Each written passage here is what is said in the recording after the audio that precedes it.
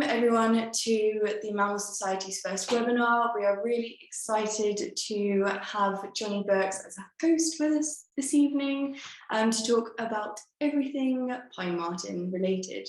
We're really excited that you could make it tonight, and we thank you for supporting our charity. If anyone has any questions, then we will have a period at the end of the talk for questions. If you'd like to pop it in the chat in case you think you might forget, then please go ahead or write it down and we'll come to you at the end. The talk will last for about an hour or so without a break, but just turn off your screen if you need to pop out, and yeah, we hope you enjoy, but take it away, Johnny. Thank you very much, Sophie, and thank you everybody for coming. I shall do my best to entertain you, and yeah, I hope you're all on mute, because there's one thing I do find disturbing, and that's the sound of snoring when I'm giving a talk on Zoom. And I'm sure you won't do that to me. Anyway, pine martens, this is a positive, happy story after a very long time of uncertainty. And I sometimes feel like the luckiest person alive, because the pine marten is such a charming, fabulous animal. And it's been my privilege to be involved in studies and surveys and conservation work on pine martens in Britain and across Europe for nearly 30 years. And I've met some fabulous people, and I've learnt a lot, and I know there's still a lot to learn. So yes, my ambition tonight is to entertain you and try and not talk for more than an hour. But I adore pine martens so much that sometimes I just can't stop. So please forgive me if I go on too much. We can't possibly cover everything in this talk tonight. So it's just as well, now, why are my slides not working? Oh, there we go. It's just as well I wrote a little book about pine martens. It's been reprinted last year, so it's been updated a bit. And yes, it means that if I forget to say something, or if I can only skate across the surface of something, if you're very keen, you can go to your local independent bookshop and order a copy of Pine Martens. I can't recommend it. It's badly written. It's full of awful jokes, some hilarious cartoons by my friend Griff, and some of those will feature in the talk. There are also some lovely photographs. The really good photographs are taken by a professional called Terry Whitaker, and some of them feature in this talk as well, amongst my much more moderate ones. Anyway, the context of our talk tonight really is a positive story about pine martens, but let's remember the context. The Mammal Society recently produced a red list for Britain's mammals, and quite a lot of them are in deep trouble. So let's not forget that. We also face a climate and ecological emergency. It's the floods and the wildfires and the heat that get all the news. But we can be absolutely certain that there are all sorts of more subtle effects on our wildlife and on our mammals that we haven't even begun to get to grips with yet. So it's the biggest threat we face to humanity and to the planet and our fellow animals. And so given that, and our hopes for COP26 in November, we need some good news to keep our spirits up. So again, I'm so lucky to have been studying an animal that's actually recovering rather than going in the opposite direction, which so many other species are. So what are we going to cover tonight? Mainly, we're going to make sure we know about the pine marten and some of its relatives. We're going to concentrate particularly on the stone marten, with which its range in Europe overlaps a great deal. And so there they are, pine marten on the right, stone marten on the left. And stone martens are really quite interesting, as we'll see. We'll make sure we know all about pine marten ecology, behavior, how many there are, their changing distribution. It'll focus mainly on Britain, but I will make reference to studies done in Europe because we can learn a lot from there. We'll dwell a bit on pine marten history, and it's not been a happy one. Our ancestors were pretty beastly to pine martens, and 100 years ago, they were quite close to extinction, along with species like the wildcat, the polecat, and some of our birds of prey. Thankfully, since then, we've seen a very slow recovery, which has been assisted by some official and some unofficial translocations. And the Vincent Wildlife Trust, for whom I used to work, they've recently produced a new UK recovery plan, which will hopefully guide future conservation efforts for pine martens in the UK in the most strategic and effective way. Right, here's a warning for the sensitive amongst you. There will be an awful lot in this talk about poo. Scats are our bread and butter for we carnivore specialists, especially when we don't see our study animals very often. We have to get happy with the things they leave behind them for us. So yes, there'll be a lot about poo, what we can learn from it, how we can identify it, and so on. We'll also talk about another project that I've been involved in for quite a long time, over 20 years, designing den boxes, bedrooms for pine martens. So you'll get to see a few pictures of young pine martens in and out of boxes. Then we'll move on to talking about how pine martens interact with other wildlife in Britain. Much of it is good news, because if you're restoring a native predator to an ecosystem, you usually make that ecosystem more robust. But there are some people that don't feel the same way, and there are people who would like to see pine martens culled in order to protect certain other species. So we'll explore that, and particularly the issue of squirrels as well. Squirrels are hot news with pine martens at the moment, as you may know. And then finally, we'll talk about the fact that pine martens are designed to be mischievous, to create a nuisance for we humans, and it presents a challenge for us to learn to live with pine martens in something approaching harmony or tolerance. So we'll look at some examples of how people are finding sustainable and kind ways of resolving conflicts which previously would have been resolved with a trap and a gun. And again, there's lots of positive stuff in there. So let's make sure we know what a pine marten is. You can see how beautiful pine martens are. This is a male pine marten in summer pelage, summer coat, and they look really quite different from martens in winter coat. Here's a marten in winter coat. So in summer coat, you can see how long and strong those legs are, the size of the feet, the fact that the claws are raised slightly above the surface of the branch it's standing on so that they don't get unnecessarily blunted. They have the ability to grip when they need to, almost like a cat. The cat's retractile claws, pine martens are a little bit like that. Quite a long bushy tail, although it's a bit wispy in summer coat. And that beautiful heart-shaped face with a sort of foxy ears and quite a foxy snout as well. Beautiful beady eyes. Yeah, a decent little muzzle there with a lovely dark brown rhinarium on the end. And the main body fur is quite a dark brown, and on the legs it's blackish brown. So they really do look dark in summer coat. In contrast, in winter coat, they're more like little teddy bears because the fur is quite thick. The underfur, the browny grey underfur, pushes the guard hairs out. Oh, and I've not mentioned the yellow bib as well. All pine martens have a striking bib that it's usually a sort of creamy yellow color, but in some freshly molted animals, it can be a rich kind of orange or even apricot color. And that's a really striking feature of pine martens. So yeah, in winter coat, the ears are much less prominent because the fur is thicker on the head. So they do look more like little mini teddy bears with long tails to me. So they're about cat-sized. They are arboreal. They're renowned for their ability to climb and jump. And they belong to a group which we call the Martes complex, which is wider than the genus Martes.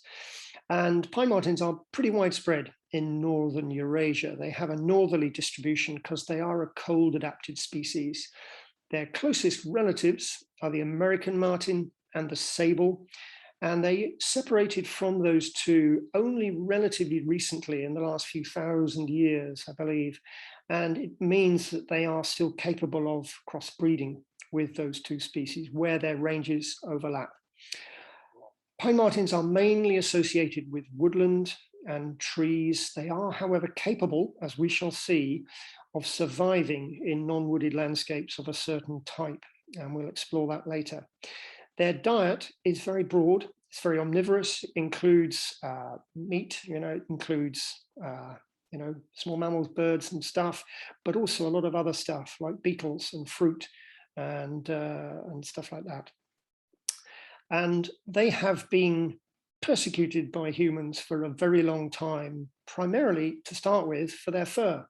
Their fur is highly prized. It's very, very valuable and was used for making kind of the robes of noble people in historical times. When the Victorian era and Edwardian era of game shooting started, pine martens were viewed as enemies of game, so they were trapped along with many other predators. And also they have been hunted for sport, hunted with hounds in the Lake District, for example. And as a consequence of deforestation and persecution, they were very nearly eradicated from Britain in the early 20th century. So let's just look at a few lovely pictures by Terry Whitaker of pine martens, just to make sure we can see how gorgeous they are. So this is an adult female. This is a mother marten in July on the Black Isle near Inverness in northeast Scotland. Beautiful view of her, the leggy profile of a marten in summer coat. She's carrying prey to her kits.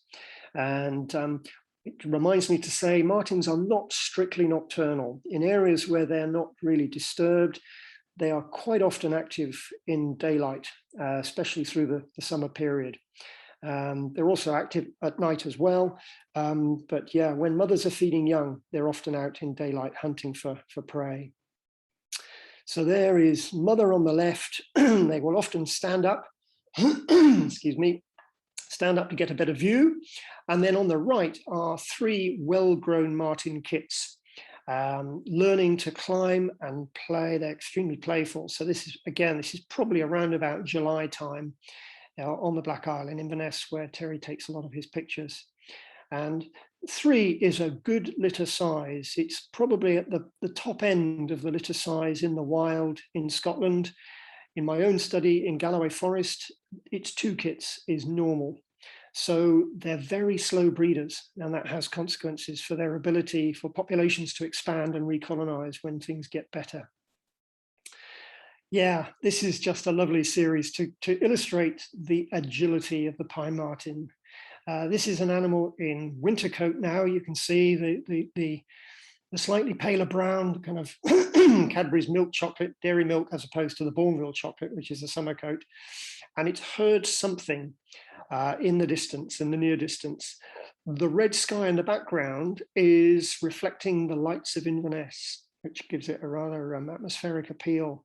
And this marten, when it's identified the precise location of its prey, it takes off and is heading for whatever it is, whether it's a vole or a wood mouse or a beetle. And that's just amazing. Look at that, the balance, the poise. You could have a pine marten Olympics with something like that. Okay, coming back to ground again, landing safely.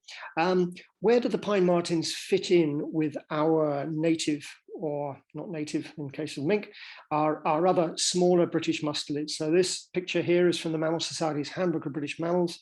And at the top, a female pine marten on the left, male on the right, males slightly bigger than females.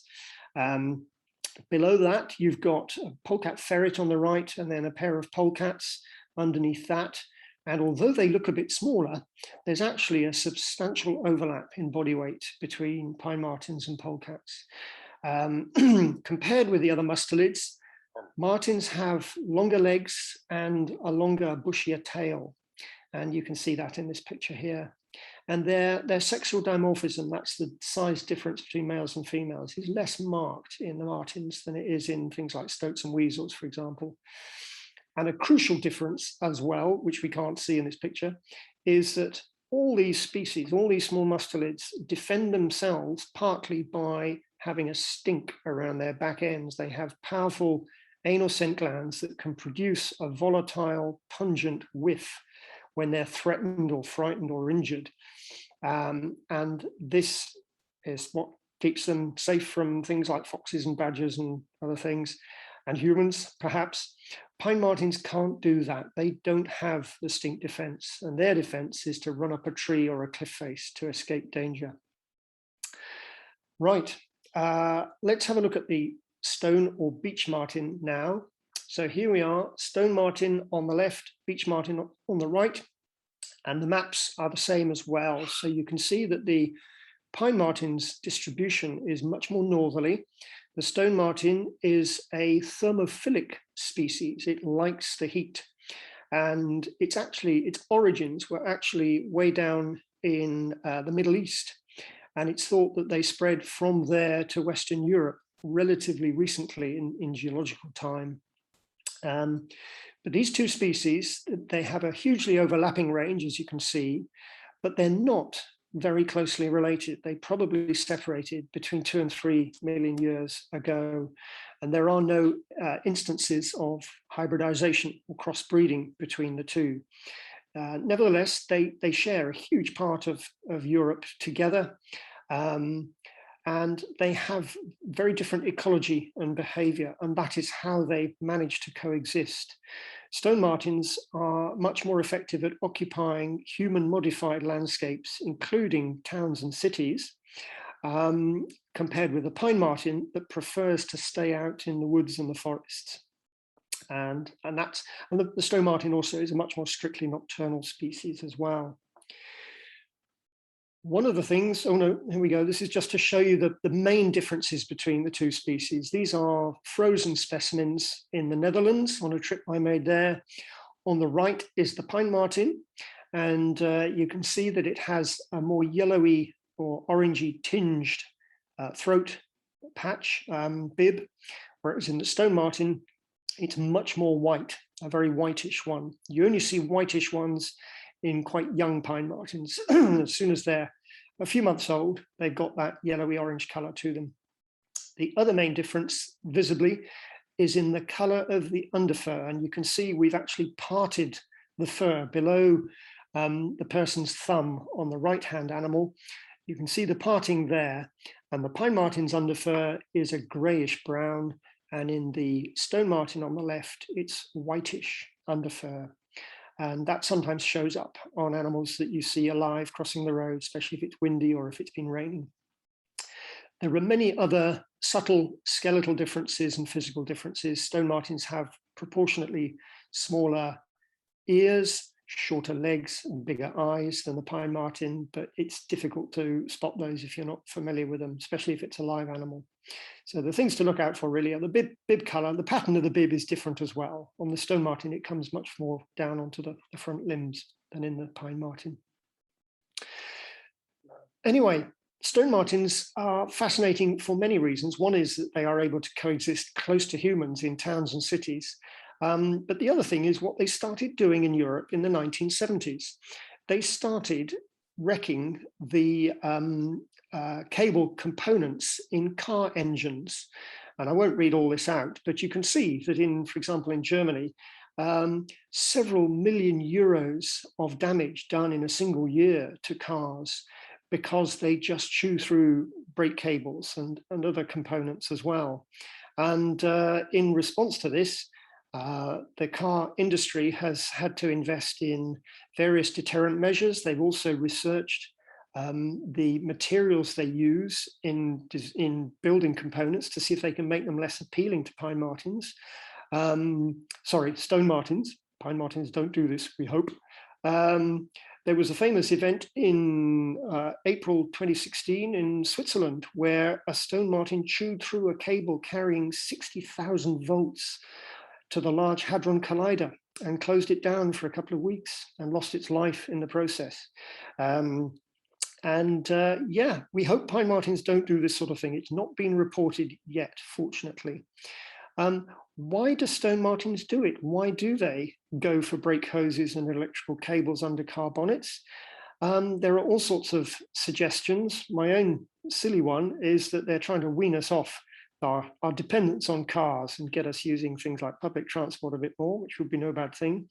Other suggestions are that because stone martens in cities and towns, they will often use a parked vehicle. They'll use the engine compartment as a denning site, as a resting site. They will sleep there.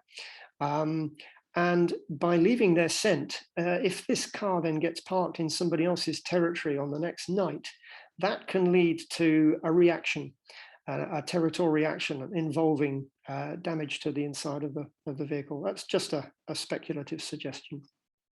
Anyway, that's a little bit about stone martens. Let's go back to pine martens now and think about our history. And pine martens couldn't stay in Britain during the glaciation. It was too cold, so they retreated to various refugia further south, like most of our mammals. And once we had reforested after the Ice Age, by about 6,500 years ago, conditions looked pretty good for a woodland specialist. So the first population estimate done by Maru and Yalden was that there were very nearly 150,000 pine martens. And at that time, it was the second commonest carnivore in Britain after the weasel. The weasel was the smallest and therefore the most abundant carnivore back then, before we humans started cutting things down and clearing forest, which we did earlier and more extensively than most other countries in Europe. So yeah, our ancestors started clearing woodlands, and they carried on and they carried on, and the pine marten consequently is now the second rarest carnivore in Britain after the wildcat, which is in a perilous state, I'm sad to say. So those two reasons, persecution that I mentioned earlier and deforestation, they were the drivers of this decline of pine martens.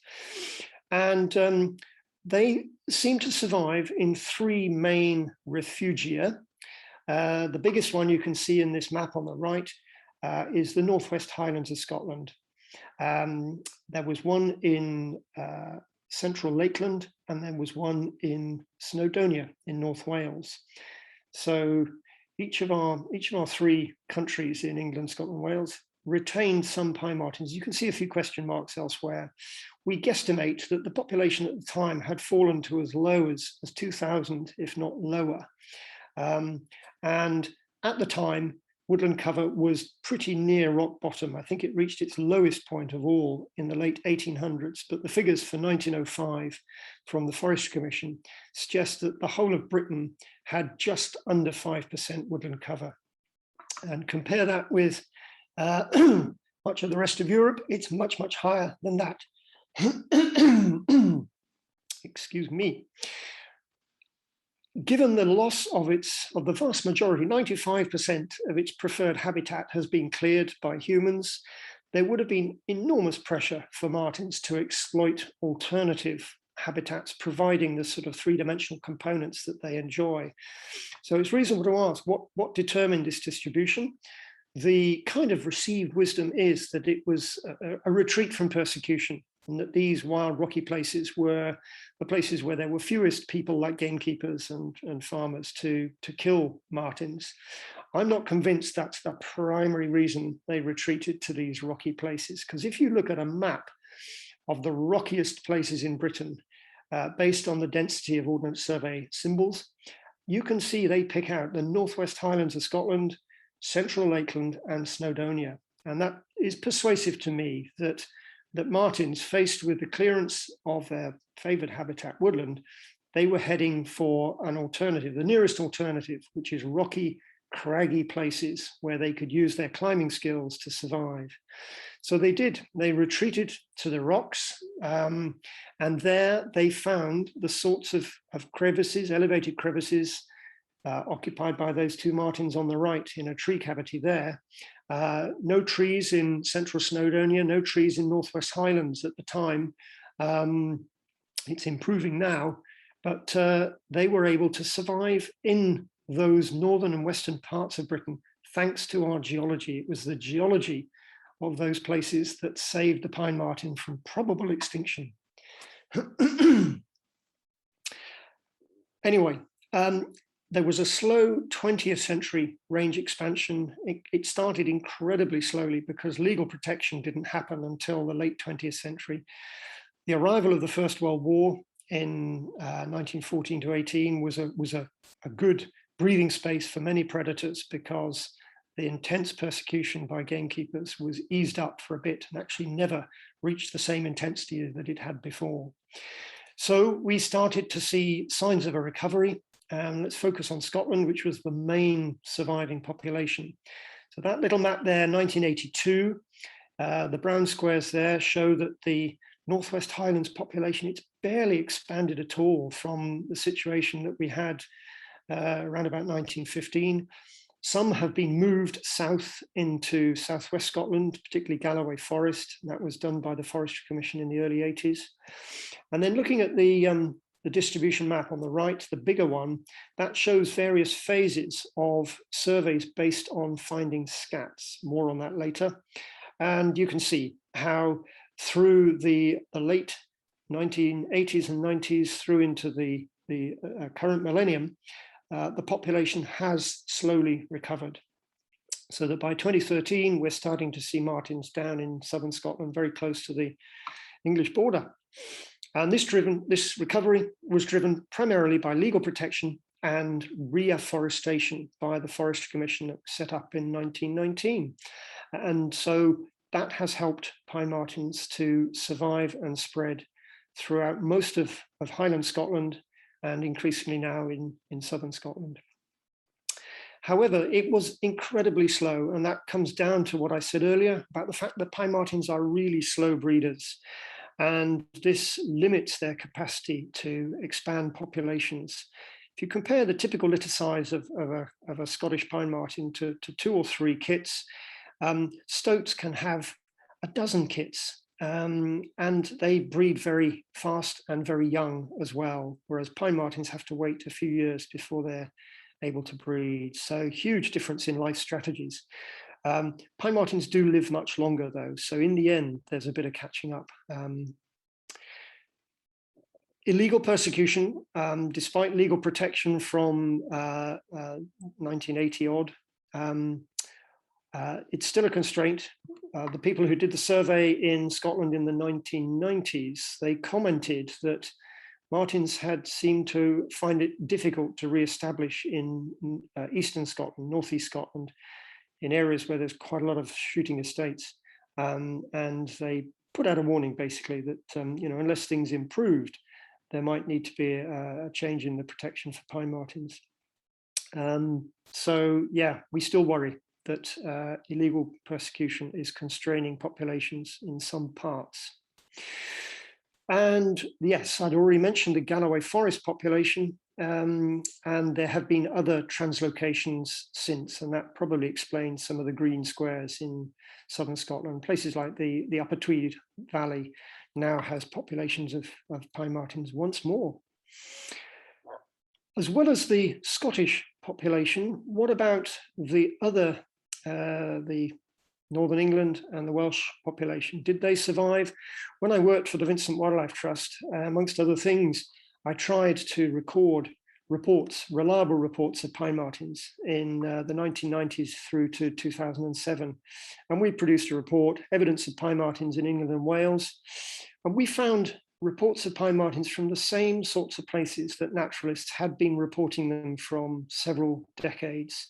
About 5 hotspots, kind of northwest of the Severn Humber line. Northumbria, Cumbria, the North York Moors, and then 2 blobs, mainly one in northern Wales and one in sort of Carmarthenshire, Brecknock.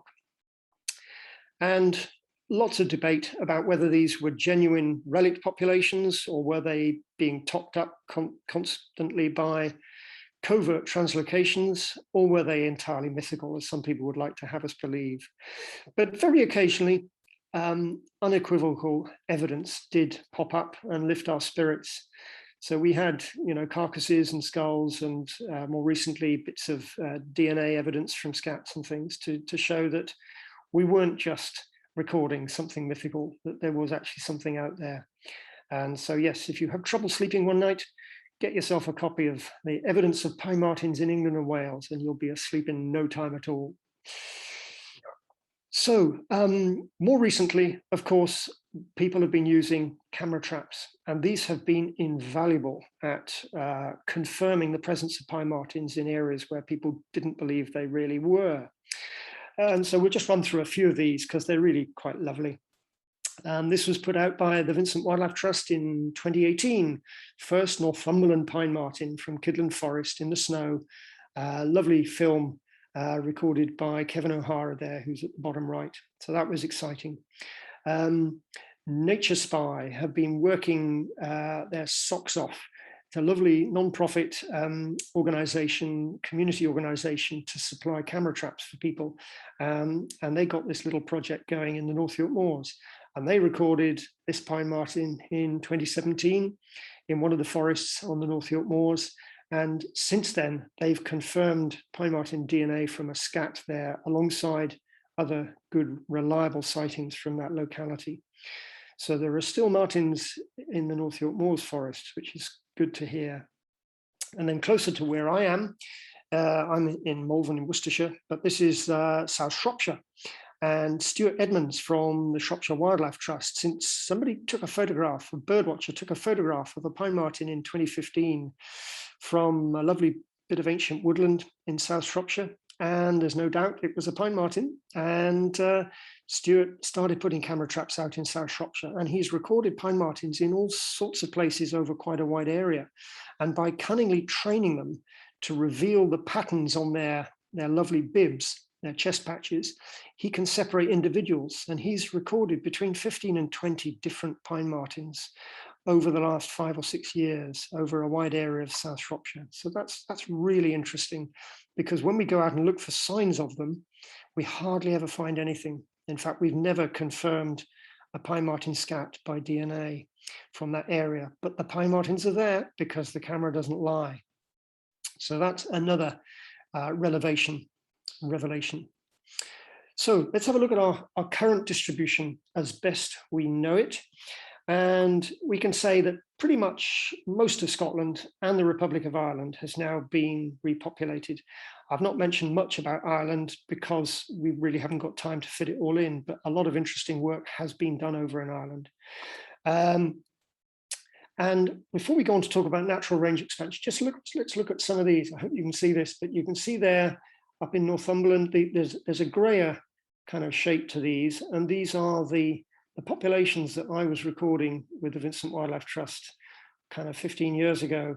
One in the Peak District there, I don't know if they're still there, in North Wales, Mid Wales, and then the New Forest as well. There's an exciting collection of records there suggesting that there is a population there. And it was mentioned in the press a few months ago, I think. So that's really quite exciting that we've got genuine martens in the south of England there. I'm not sure how they got there though. Now, natural range expansion, which we hope will happen from Scotland southwards, it's been augmented by 2 official reintroduction schemes. The VWT were leading this one, and it was a translocation under license, special permission, which I will explain in a little bit more detail later. They were introduced into Mid Wales in that period, 2015 to 2017. And then much more recently, in fact, it's still current, this project, reintroduction to the Forest of Dean. And these are, again, involving wild-caught Scottish animals.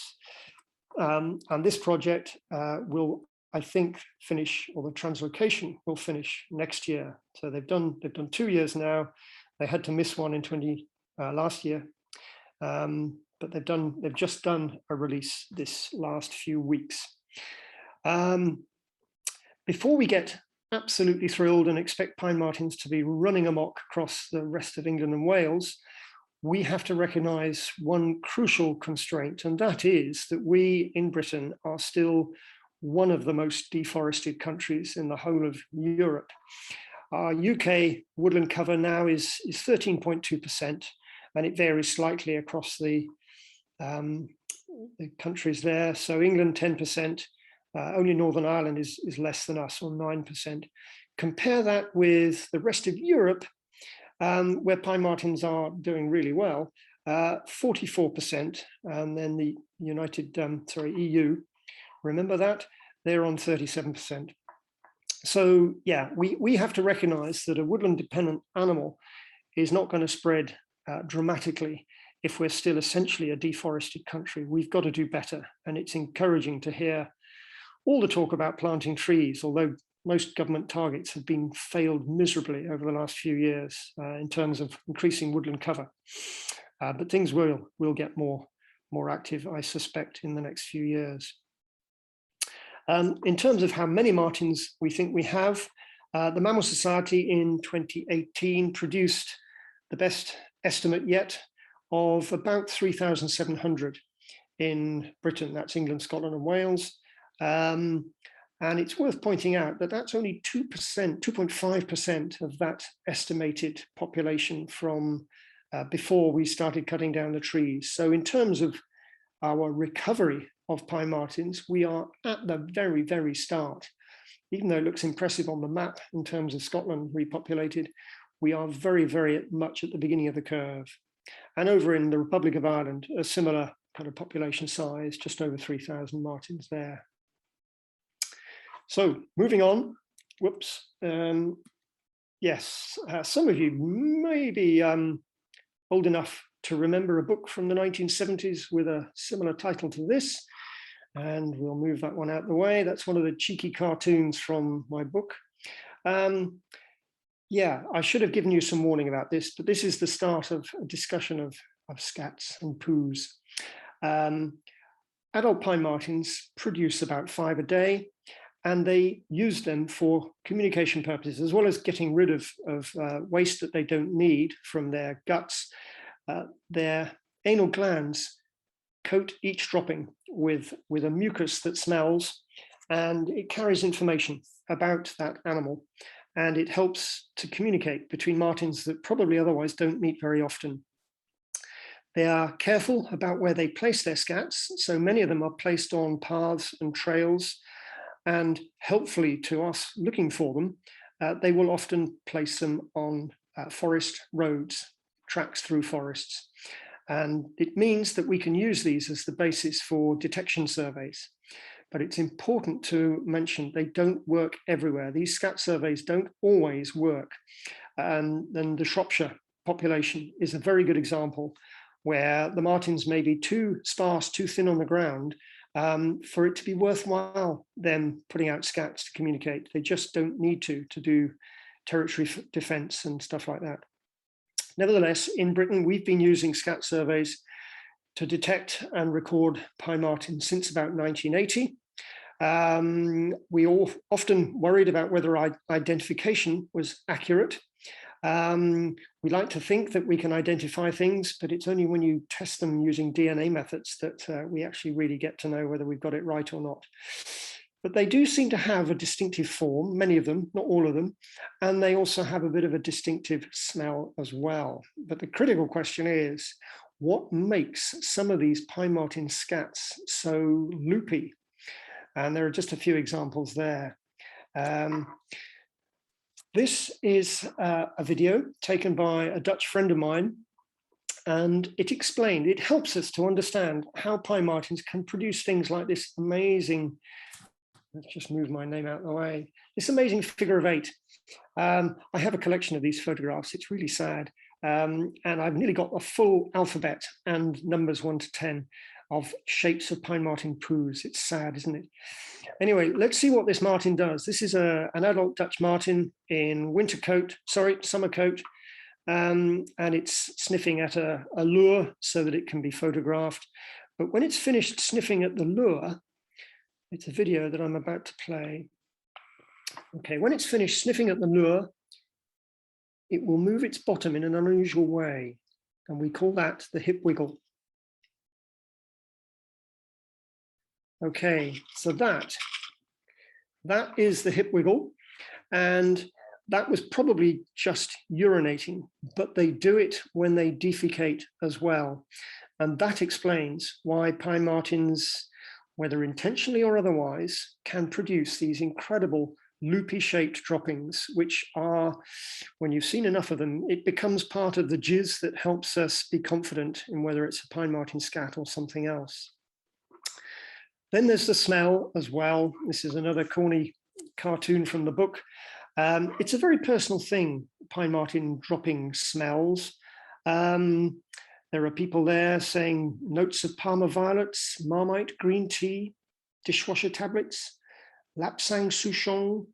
I always find a slightly fruity tang to a pine marten scat. Some people detect the scent of cannabis in their droppings, pine marten droppings. Nevertheless, the main thing is pine marten droppings don't smell nasty as a rule. They don't smell rank in the way that some of the other mustelid scats and fox scats do, and this can be helpful. However, one doesn't want to rely on kind of untried experts. So we, over 20 years ago now, we set up a blind field trial of 3 experienced pine marten surveyors in Galloway Forest. I have to keep their identities secret because it's quite embarrassing how bad they were. We collected the scats. They were told to collect fresh scats, and they were sent for DNA verification at Nottingham University. And the error rate was between 9 and 29%. And the worst person, the 29%, is now a professor at one of the universities in England. Isn't that shocking? They were mainly misidentifying fox scats, and this was on the basis of morphology, shape, and scent as well. So essentially, we couldn't rely on them to get the identification accurate as we would like. And we published this in the Journal of Zoology. We submitted the paper, and the main title was On the Origin of Feces, which, for those of you who know about Darwin, it's a play on words. The Journal of Zoology, the editorial team, were actually quite sniffy and said, "You can't treat Darwin's legacy so flippantly." And we said, "Okay, we'll publish somewhere else." And they said, "Oh, no, it's all right." And so they did publish it. It was written by Angus Davison in 2002, the publication date. And to say they were sorry, they put a picture of a pine marten on the front cover of the journal when that paper came out. So we were quite pleased about that. As a consequence of this work, DNA verification is now standard practice when we're doing scat surveys for pine martens. And if you get scats that are fresh enough, you can get sufficient quality DNA to actually separate individual pine martens. So through scat surveys, you can also learn about population studies as well. You can do population studies and find out how many individual martens are living in a particular area. But anyway, let's concentrate on scat surveys now for a bit. And there is now a fairly well tried and tested protocol. And we tend to walk a 1.5 kilometer transect along forest roads and tracks. This is just a cartoon of a VWT pine marten survey. There's a young lady there sniffing scats from a bucket. The pine martens are hiding in the tree and they say, "What's she doing, mummy?" And the answer is, "Shush, don't disturb her, dear. It's the VWT lady clearing up all our poos." So there's the VWT lady. That's Lizzie Cruz, who's one of our most experienced pine marten researchers in Britain now. She works for the Vincent Wildlife Trust. And she's gazing in reverence upon a pine marten scat site on a forest track.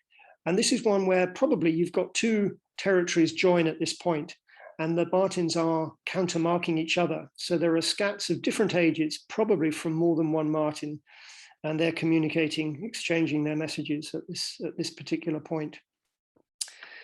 Scat surveys demand good eyes and a good sense of smell. And friends and I, we've actually trained dogs to help us find scats. And this is my dog, Dooley, who he's retired now. He's mostly writing up his life's work. But he was good in his day at finding scats that I couldn't find because he could use his nose. I could only use my eyes. And yeah, it was great working with him in the field. Many other people have now got dogs that they're training to identify pine marten scats. Scats are also valuable for understanding pine marten diets as well. Provided you're sure that you're gathering pine marten scats, and this study in particular, this is one of the most elegant from Morangi Forest in the Scottish Highlands, supported by the Forestry Commission at the time. Fiona Carrill did a PhD looking at the ecology of pine martens in a native Scottish commercial pine forest. And she and her team, they collected 2,755 scats that were all DNA typed to confirm they were from pine martens. And she used those to understand the diet, which you'll look at in a minute. What amuses me greatly is that just down the hill from this forest, of course, is the Glenmorangie whiskey distillery. And you go on their website and they wax lyrical about the special quality and the flavor of their different whiskies. And I just smile every time when I think about what might be contributing to those special flavors. But that's just me. One day I'll give a talk and there'll be somebody from the Glenmorangie distillery in the audience and I'll be in deep trouble. Anyway, Fiona's study showed that the typical pine marten diet is dominated by three categories: small mammals, particularly the field vole, fruit, and in her area it was rowan and bilberry, and birds, mostly the smaller birds. And then there were many other minor prey categories as well, like insects, carrion of larger mammals, and stuff like that. There were huge seasonal variations. And in this next slide, don't worry about the detail, just concentrate on the main sectors in each season. So starting top left, we've got spring, and you can see that small rodents make up over 3/4 of the diet. And there are other, the rabbit is larger mammals, and you can see the bits and pieces. In autumn, the diet is dominated by fruit. Down bottom right, winter, we're back to small rodents again. And then in the summer, you've almost got a three-way split. It's actually the birds, fledgling birds in particular, that make up about half the diet. And then the other two main chunks are fruit and small rodents. So that's just a snapshot of one study site. But pine martens' diets are very variable and constantly responding to seasonal and geographical changes in availability of the main prey. A lot of the food is taken from the ground. Because they can climb, it doesn't mean that they gather all their food up in trees, although some of it does come from up in trees, like rowan berries, for example, birds' nests. But an awful lot of their foraging is done on the ground.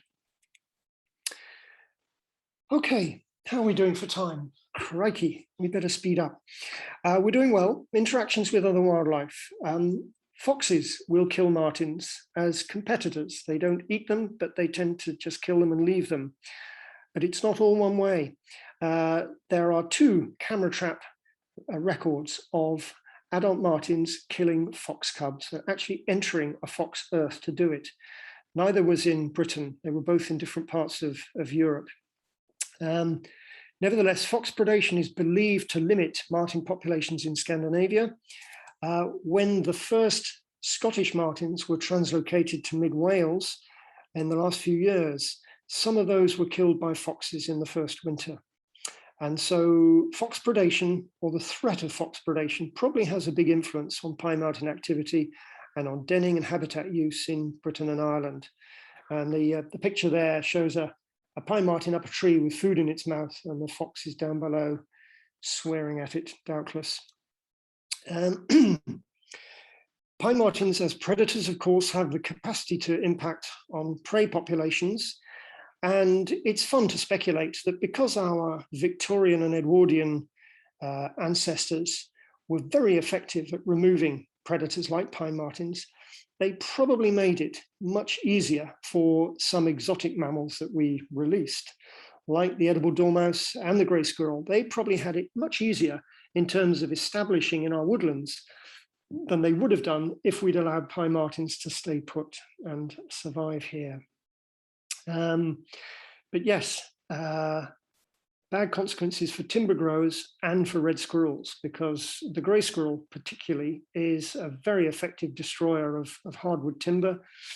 The industry hasn't come up with a cost-effective way of controlling grey squirrels yet. And red squirrels have disappeared from most of Britain as a consequence of the presence of grey squirrels, either outcompeting them for food or passing on a virus, which is lethal to red squirrels. And that's a whole other lecture by somebody else. However, exciting news came out of Ireland about 15, 20 years ago. And I call it the Irish squirrels trick, but some of the foresters over in Ireland reported to a friend of mine that where pine martens were allowed to recover in the Irish Midlands, grey squirrels disappeared and the red squirrels came back. And we thought, ha, that all sounds jolly good, but we don't believe it. But Emma Sheehy did a PhD with Colin Lawton, and she confirmed that there was a genuine effect, that in those woods where pine martens came back, the greys had disappeared and the reds recovered their populations despite the presence of pine martens. And Emma then confirmed this effect in Scotland as well, and showed that the enemy of my enemy is my friend. Native pine marten recovery reverses the decline of the red squirrel by suppressing grey squirrel populations. And this is extremely encouraging. It was promoted in the press at the time, and it's something that is an ongoing, encouraging piece of news for pine martens. However, it has both good and bad consequences for pine martens. It's good in the sense that it's likely to create more allies for pine marten conservation, and including persuading certain landowners to reconsider their position on predators like the pine marten.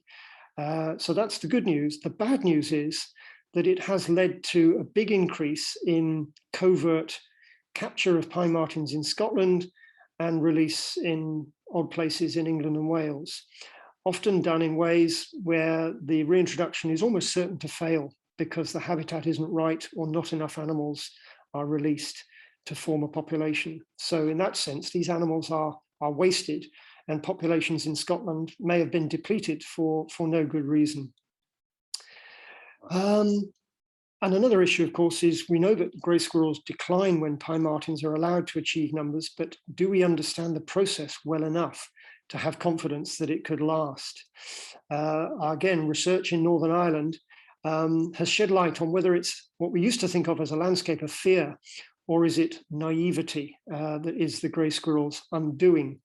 And Josh Twinning and others at University of Belfast, they did some studies using feeder stations where they actually fed squirrels, but they put scent of pine martens at some of the feeder stations, and then they videoed and recorded the responses of both red and grey squirrels. And red squirrels showed a clear avoidance response that greys didn't. That's why, or one reason why, grey squirrels are so much more vulnerable to pine marten predation, because they have this naivety. In America, where they come from, they didn't co-evolve with a pine marten-like predator over most of their range, whereas the red squirrels have co-evolved with pine martens over a wide area of northern Eurasia for several thousand years. So they have strategies to limit the effect of pine marten predation. Pine martens still eat red squirrels, but it's a stable predator-prey relationship so long as the habitat is in good nick. So we do need to know more. I worry about how long the effect will last. Is it possible that greys may develop their own anti-predator strategies? And another problem we know we have now is that pine martens don't occupy very urbanized habitats, and yet grey squirrels can. So these could become important reservoirs of grey squirrels where humans and pine martens are unable to trap them out. Not everybody welcomes the pine marten's recovery, however, and I'll whip through this fairly quickly, but this is about the capercaillie, which has coexisted with pine martens across Northern Europe for 12,000 years. It went extinct in Scotland. It's its main place. It's a northern boreal species. Went extinct in Scotland and was then reintroduced in the 1830s from Scandinavia. And then it declined again from the 1970s. And there's been a huge amount of research to establish the causes of this. It's mostly to do with poor habitat, with too many deer, also changing weather patterns as our climate changes, which affect the survival of hens and chicks. Predation is a factor, but pine marten predation is peripheral at most.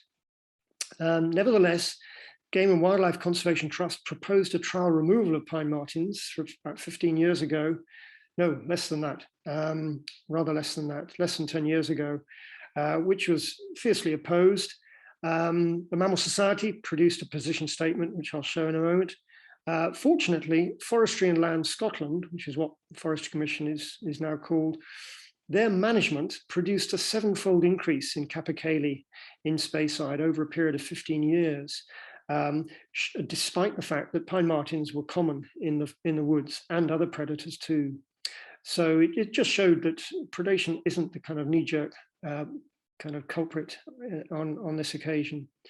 Capercaillie have declined further, and I've recently learned that there is now a new proposal to remove pine martens from Speyside to save the capercaillie. So removing one protected, struggling to recover carnivore to protect the capercaillie.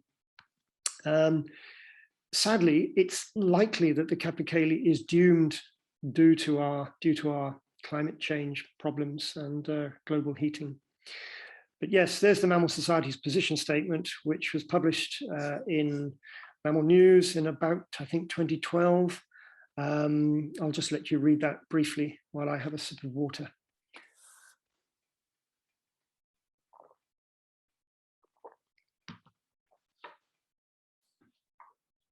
Okay. Yes, so the Mammal Society may need to come up with a new, fresh position statement. If there is a serious proposal to remove pine martens, it has to be approved by Nature Scot, which is the SNCO covering conservation for the Scottish Government. And I would be very surprised if they were persuaded that there's evidence sufficient to remove pine martens to protect the capercaillie. All the evidence suggests that it's other factors that are rather less easy to tackle that are responsible. Right, we must move on because time is rattling on. Let's talk about denning ecology. Pine martens, like most carnivores, they sleep a lot. 60% of their time over the year is spent asleep. So den sites are really important. And as I've said, they don't have a stink defense. So their favored sites tend to be elevated tree cavities like this one in the photograph there. Because of our woodland clearance and our management of woodlands for timber, tree cavities tend to be quite scarce compared with the ancient wildwood. And pine martens therefore have been forced to choose all sorts of odd places in which to den. And we wrote a paper in 2005 in the Mammal Society's Mammal Review about den sites. Many of them are in risky places like the roofs of buildings and places like that. However, if you go back to our nearest approximation to the wildwood, Białowieża Forest in eastern Poland, more than 90% of marten dens are in cavities high up in trees. This is a rare site. This is Savanac Forest, an old tree in a woodland context. Most of Britain, most of the recent expansion of trees in Britain is in conifer plantations, where trees are managed as a short-term crop, and you just don't get cavities developing in trees that are managed in this way. This could be a big constraint on the recovery of pine martens, particularly where we want to establish breeding populations. Where can we best make a difference? Well, by talking to the lovely people at what used to be called the Forestry Commission. It's now divided into different land management groups like Forestry England and Forestry and Land Scotland. But they are in charge of potentially really, really important, or actually important sites for pine martens. And these are the large blocks of conifer plantation established in the mid-20th century. They're usually in sympathetic, accountable ownership. You can talk to them, they're decent people. They have low human populations and low conflict with human activities because there's very limited or no game shooting. They're huge, so they're capable of supporting a big population of martens, but they tend to be relatively poor habitat compared with lowland broadleaf woodlands because they're established often in the uplands. They're subject to large-scale harvesting, and particularly the age structure means that tree cavities are either scarce or completely absent. but we can fix the problem in the short term by building bedrooms for pine martens. And my friend John Messenger from the Vincent Wildlife Trust was a devious mind who came up with a project for Galloway Forest based on this design. Looking down from the lid, you can see a central chamber, which is about the size of a black woodpecker nesting chamber in the Netherlands. And you can develop conditions to make life very cozy for a breeding female pine marten. And we put 40 of these up, well, 10 to start with. We monitor them every year. And you can see from when we first monitored in 2004, apart from a blip in 2013 and 2020, we couldn't do them either for COVID reasons. These boxes get well used, and they get used for breeding. Up to 20% will be used for breeding in any particular year. High occupancy rate and frequently used by breeding females. And there's a typical mummy with a baby pine marten or two underneath her. And we can record all sorts of useful information, and we can get scats off the lid for diet studies. The mother martens have a delightful habit of thanking us by having toilets on the lid of the box. So that's probably the biggest pile of pine marten poo that you'll ever see in a photo. It's my friend John Marten, who works on the Galloway project with me. So yes, we've been going to Galloway Forest every year since 2003. We had to miss last year for obvious reasons. And we're licensed to briefly handle martens to get an idea of body weight, litter size, and the gender. And people get to hear about us and want to come and film us, usually with famous personalities like Mr. Mears here, and Liz Bonin. We actually let her handle a pine marten. You can see that one's got its eyes shut. They're very easy to handle. And she enjoyed it so much that we actually had to force her to smell lots of pine marten poo afterwards, just to make sure she didn't think it was all easy work. One of the constraints about these big boxes, though, is that you need a big tree to put them on. And we decided we needed a smaller, lighter box. And John Marten came up with an alternative, which he called the Galloway Light.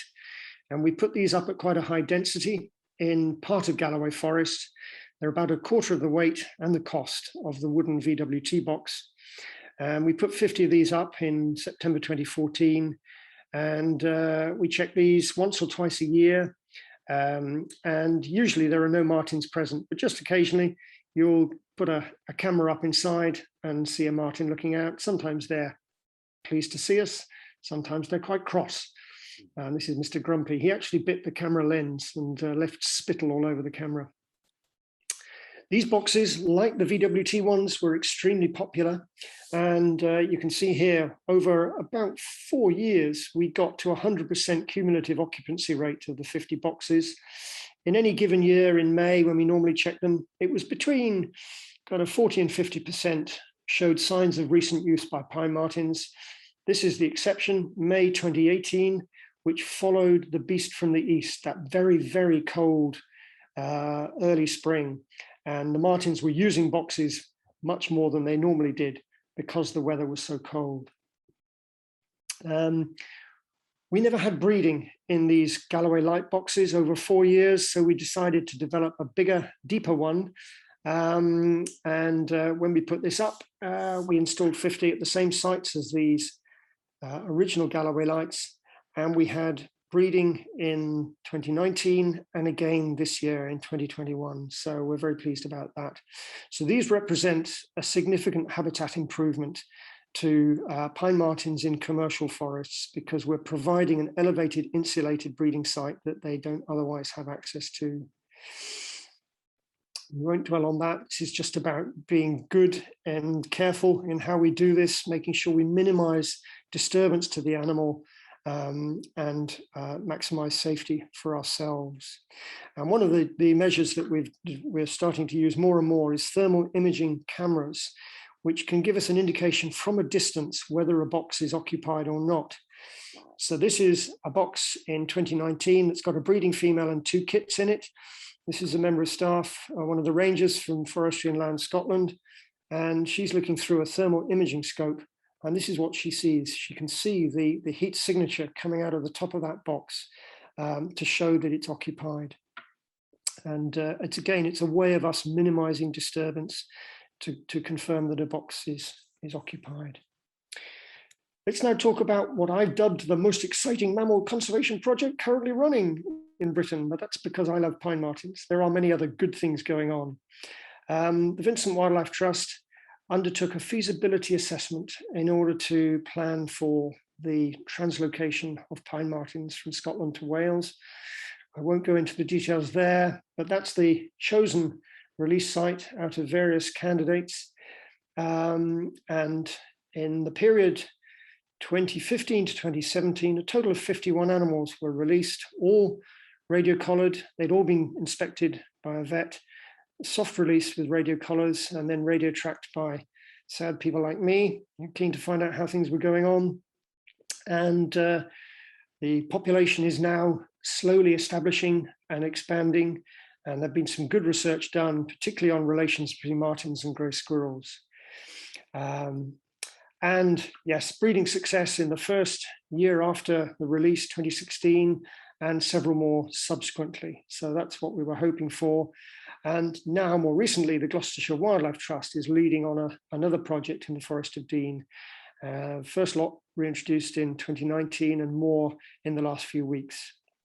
How do we manage the growing interest in further translocations, particularly bearing in mind there could be a risk of depopulating the Scottish Highlands of pine martens if we're not absolutely careful? Well, the VWT again has come up with a new 10-year recovery plan endorsed by Natural England and Nature Scot, and its aims really are to make sure that we don't over-harvest the Scottish donor population because there's so much interest in translocating martens to the south. And over the 10-year period, they reckon that there's only really room for 2 more reintroductions. They've done some modelling to consider which might be the most successful areas. One is in the Southwest Peninsula around the Somerset and Devon border. And another one is South Cumbria, provided the M6 corridor is impervious to pine martens, because we are hoping that martens will spread into East Cumbria and Northumberland from the Scottish border. But we worry that the M6 corridor is going to prevent them getting into South Cumbria. Many recommendations in this report as well. So things like improving habitats to improve connectivity of woodlands, ensuring that all reintroduction proposals comply with best practice and the IUCN guidelines, for example. And another recommendation, and there are more that I haven't put in here, but another one is to add the pine marten to Schedule 9 of the Wildlife and Countryside Act. That's the one that makes it an offence to release a pine marten, release an animal, a mammal, without a licence. And that should overcome the problem we have at the moment with private landowners making arrangements with friends in Scotland in order to release a pair of pine martens to sort out the grey squirrel problem, which we know it's going on in all sorts of places. And that explains some of the records popping up in unexpected areas. So that would make those covert reintroductions illegal without a license. Finally, near the end now, conflicts with humans. Yes, martens are brilliant climbers. They can squeeze through small gaps. They can do it at night, and they have a sweet tooth. And they like flesh as well. So they're perfectly designed to be a bit of a nuisance. They do many things that are inconvenient or awkward or annoying. They can raid our game and our poultry pens if we don't keep them out. They frequently breed in the roofs of our houses, mainly because we're not providing decent den sites in good habitat elsewhere. They often steal garden fruit the day or two before it's about to be picked by its owners. They raid dustbins and spread all sorts of private personal matter all over the neighborhood. And they can predate breeding birds at bird boxes as well. All of these things can make people intolerant of pine martens and want to get rid of them. But there are positives. There are ways around it. We have choices as to how we respond. And many people are using their brains to think laterally about how we deal with some of these conflicts. And many people's lives are enriched by pine martens that they can attract to come and feed close to their houses. So in the Scottish Highlands now, for example, people recognise that feeding and watching martens is really good for the local economy. People are more likely to let a bed and breakfast if they can advertise a visiting pine marten. Some of the traditional Scottish estates that have been enemies of martens for decades are beginning to recognise the marten as an asset. Although I have to say many still maintain a ruthless attitude towards all predators. Irish farmers, for some reason, took against the recovery of pine martens in Ireland. And this is just one example of some awful press coverage. I'm afraid I blame the farming journalists partly for this. Pine marten attacks sheep in Longford.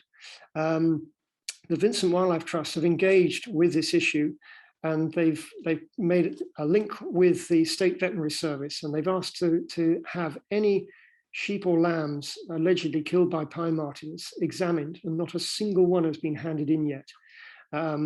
So I suspect this was a case of somebody who just wanted to blacken the name of pine martens in Ireland and resented the recovery of a protected species.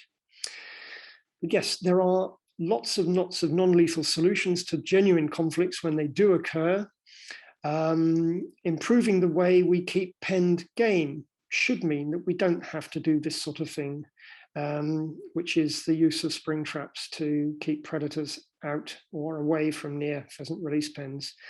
Liz Bell-Harry, as long ago as the 1990s, she showed that by making simple modifications to pheasant pens in the Scottish Highlands, you can keep pine martens out.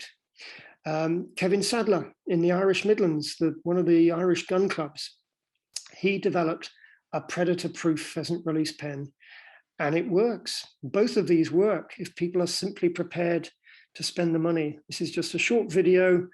It's starting with a fox. And you can see there are various lines of defense here. Kevin Sadler was just so ashamed of what some of his shooting friends were doing to protected species that he said, no, I'm going to design a predator-proof pheasant release pen that is affordable. So this is a marten running up and down. It failed to get in to where the birds were. And I take my hat off to him because he's sometimes a bit of a lone voice, but he shows that it can be done. You don't have to kill your local pine marten in order to protect your pen game. I talked about waste bins, and this is another Irish example, again with the VWT involved. This is the typical problem. The pine marten could get into the bin, and this one actually just gets food and doesn't spread the rubbish out, but a lot of them will spread rubbish all over the place. And then they attached a bin strap that holds the lid down, so the marten will try its best and can't get in. A simple, non-lethal solution. Bird boxes are an advertisement of free food in the springtime when birds are nesting. Martens can climb to them easily, and they use the box as a search image.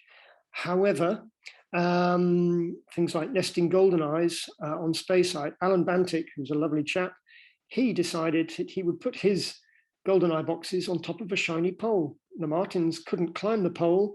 The goldeneyes don't mind, they still breed in them. And it solved the problem of predation. You can do other things like fit something around the trunk of the tree to stop the animals climbing up. Ron Summers from the RSPB in Scotland, worried about crested tits and things like pied flycatchers as well. If you put a grill over the entrance hole, the marten can't get a foot in and rake out the eggs or the fledglings. So people just engaging their brains before acting, and it lifts my spirits. Interactions with domestic pets. We've got some evidence of this, and this is actually a lovely example of how pine martens might interact with another rare Scottish mammal. This is an adult male pine marten in winter coat. I think it's waiting for food to be put out on this platform here, but it's quite alert. Sometimes it even looks a little bit nervous, and just wait and see what happens when it eventually gets back up on top. Perhaps there's food under there. Oops, scent marking there, see it pressing its abdomen down. It's quite alert. Is it nervous? There's a wind, I can hear the wind. Whoa, right. that was a domestic cat. And the camera's shaking because it's gone through the fence again. That's a domestic cat seeing off a pine marten from its patch. And I was speculating with a friend in Scotland recently about how pine martens might interact with Scottish wildcats if ever they are able to become common again. And it looks to me that, like the wildcat is quite possibly going to be dominant over the pine marten. So we're just about done. I thank you all for staying so long. I'll just leave you with a few take-home messages. And the main one is that we have something to celebrate. We can celebrate the return of an utterly fabulous, charming woodland mammal that we so nearly lost 100 years ago. And that's great. It warms the cockles of our hearts. But it's a fragile recovery. It's still at a very early stage. Because they are so vulnerable to additional mortality, we have to keep monitoring. We have to keep an eye on illegal persecution or accidental killing to make sure that doesn't bring any recovery to a halt. We do need much more woodland, and we need it connected. And ideally, we want it big and in good condition to support breeding pine martens. We must work on our own tolerance to promote the sustainable solutions that help see us through conflict so we can live alongside pine martens again. And there are lots of examples I've given you. And yes, we must keep calling out the examples of non-specific or illegal predator control that impact on pine martens. So thank you ever so much for listening. And if you do one thing after enjoying this talk tonight, if you have, then do please consider joining the Mammal Society, because they are a fabulous bunch of people. I've made lifelong friends, and it's like my extended family. So I'm going to close off there, have a sip of water, and I look forward to hearing from you if you have any questions before we finish fairly soon. So back to you, Sophie and Charlie, if you're still there. Yes, we're still here. And thank you very much, Johnny, for speaking. What a fascinating and enlightening talk. I know that I've certainly learned so much today, and I hope that everyone else has too. And I'd also just like to apologise to anyone who had trouble joining at the start. We have recorded this whole talk, and you will be emailed a link to it to watch in a later date, so you won't miss out on anything, please be aware. But thank you for trying your hardest to come and see Johnny talk. So we've got a few questions, so I'm going to try and get through these as quick as possible. Our first question is from Marten, Johnny. He says, I'm aware there is now camera trap evidence of pine martens in northeast Cumbria, presumably as an expansion of the Kilda population. Are there any plans to supplement this population to help further their expansion? Thank you, Martin. A good question. I think, given that the population that now seems to be establishing in Kielder, what I call the wider Kielder forest, so that includes that bit of northeast Cumbria, given that it is connected with the other populations in southern Scotland, from Dumfries and Galloway right across the borders, it may well be that it doesn't need augmenting. But it is a question that I will put to the VWT to consider in their recovery plan, because ideally we'd be monitoring the kind of genetic status of all populations to see whether they need any help. And yes, monitoring of all sorts is going to be crucial. But thanks for that, Martin. Perfect. We've also had a question from Vashti, who asks that he's been told red squirrels, being lighter than grey squirrels, are able to retreat to thin twigs that pine martens can't follow onto. Is this true? I believe it is true, Vashti. Yes, that I have heard that as well, and it could well be a deliberate part of the red squirrel's anti-predator strategy, meaning that they are programmed to stay slim, if you like, so that they can evade pine martens up in the trees. So yes, that is absolutely right. Our next question is from Joshua, who says, where boxes are used in commercial forests, will these trees, and therefore the boxes, be taken down when the trees are harvested? Yes, short answer, Joshua, is that the forestry managing organizations, they have a rather good protocol now for monitoring activity of pine martens at boxes when a stand is proposed for harvesting. If there's evidence of occupancy, they will put camera traps on for weeks in advance, and then the stand won't be harvested if there are breeding martens there. If there are martens non-breeding, then under license from Nature Scotland, the box will be moved to the next nearest stand.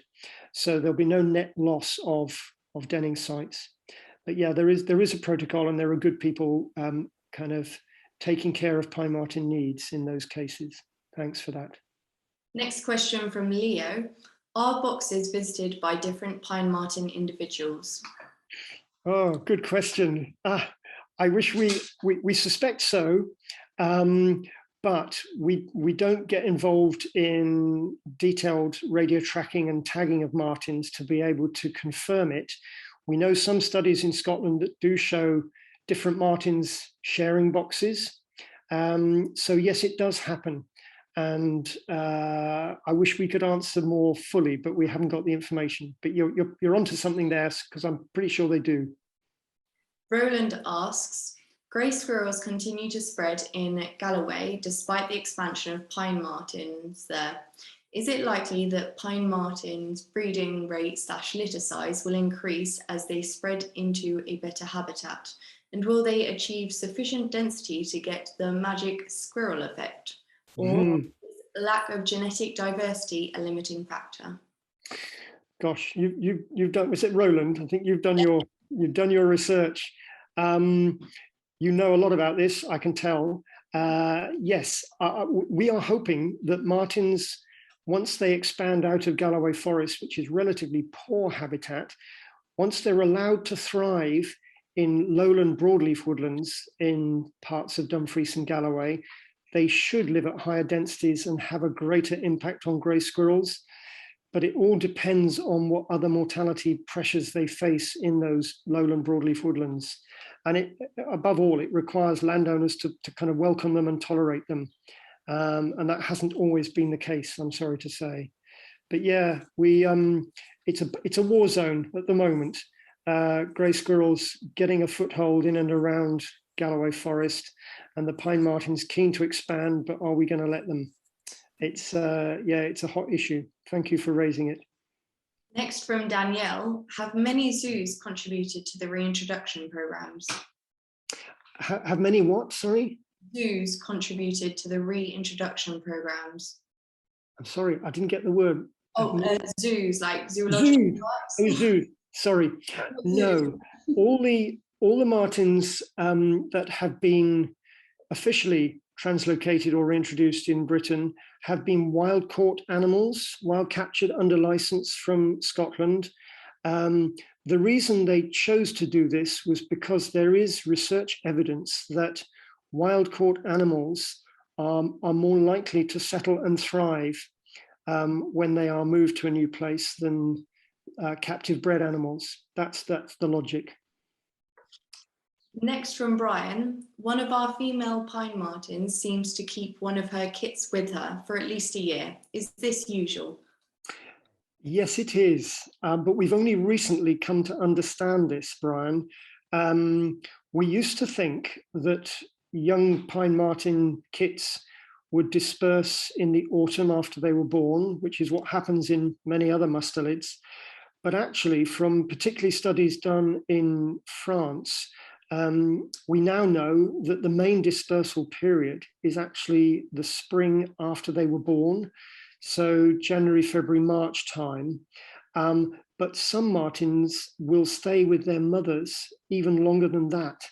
And it's fascinating how mothers will tolerate kind of teenage kits hanging around when she's having her next litter. So yeah, glad you raised that. I'd forgotten to mention it. Faye has asked, as you mentioned, it is important not to deplete the Scottish populations. Will there be a captive breeding programme for future reintroductions to increase genetic diversity? Good question, Faye. From memory, it hasn't been mentioned in the latest recovery plan from the VWT, captive breeding. They wouldn't rule it out, I am sure. Whether captive breeding would lead to greater genetic diversity, I mean, it could if they brought animals from other countries, it could. So I wouldn't rule it out. So it's a possible weapon in our armory. Thanks for that, Faye. Just a few more for you, Johnny, sorry. Dave asks, any evidence of pine martens hitching a ride on timber lorries? Just wondering where our recent arrivals in Cornwall have come from. Yes, it's been speculated that that is one possible route. Personally, I don't believe it, because for a marten to kind of stay in a load of timber, it's risking its life. Every time timber is moved, it's potentially going to get killed and squashed. And the disturbance involved, most martens would run a mile, I think. So I personally, it's a nice idea, but I personally suspect that more deliberate human actions might be involved in moving martens to Cornwall. I'll say no more, but I've hinted at it already in the talk. Fiona has asked, what is your view of the addition to Schedule 9? I fear such a move could, in the long term, cause more issues than it solves. Think about the huge issues with beavers owing to their listing on that schedule. Agree, of course, that we need to stop haphazard releases. Yeah, well, thanks, Fiona. There's obviously a big difference between beaver releases and marten releases, because martens are here already in many places. And I think a lot comes down to whether the regulatory authorities are adequately funded. If they're not adequately funded, and they've all had their budgets slashed, well, certainly south of the Scottish border, and they're not in a great position to do that sort of monitoring to catch people in the act. So I don't know. It's worth a try, I think, if only to flag up the fact that this is a problem. And the two remaining questions, Johnny, we have are, and different, Fiona has asked, what can we feed our visiting pine martens? We have two who tap on the kitchen window several times a day. They come about birdseed. You lucky people. Yes, all I would say is think of the marten's health, because we know they have a sweet tooth, and I've been to lots of places where people feed them quite unsuitable things that are probably not good for their waistlines or their teeth. So think of healthy stuff and feed it in small quantities, because what we don't want is to make the local pine martens too dependent upon food from people. We want them still to behave like natural wild animals in their own home ranges. So little treats in the way of things like kind of peanuts and raisins and stuff like that. Nothing too sweet and sugary. Just like children then. So our last question is from Sam, who says, what sort of territory sizes are seen with pine martens? Good question, Sam, and I'm glad you asked it, because I didn't cover territory size and population density in the talk. It's all in the book if you're desperate. Territory sizes vary hugely depending upon the quality of the habitat. So just for example, in the lush west of Ireland, pine martens may occupy territories less than 1 square kilometre. In the bleak Northwest Highlands, or even in the spruce plantations on the high ground in Galloway Forest, pine martens may occupy territories of many square kilometers. Average territory size of up to 30 square kilometers in some cases. So these cat-sized animals are patrolling huge areas because prey is so sparse. So yeah, that's a short answer, but there's much more in the book about how territory size is influenced by habitat quality. I think you know what you need to do, Sam, then. Well, thank you so much for your talk, Johnny, again. It has been a superb evening, and I hope that everyone else has enjoyed it. We certainly have, and we can't wait for our next webinar. To everyone that's still here, thank you for still being here, and you will get an email sent with a link to the whole talk from this evening so you can watch it again and again. But that's all for us from the moment, and we wish you the best of luck in the future for the Marten recovery, Johnny. Thank you very much.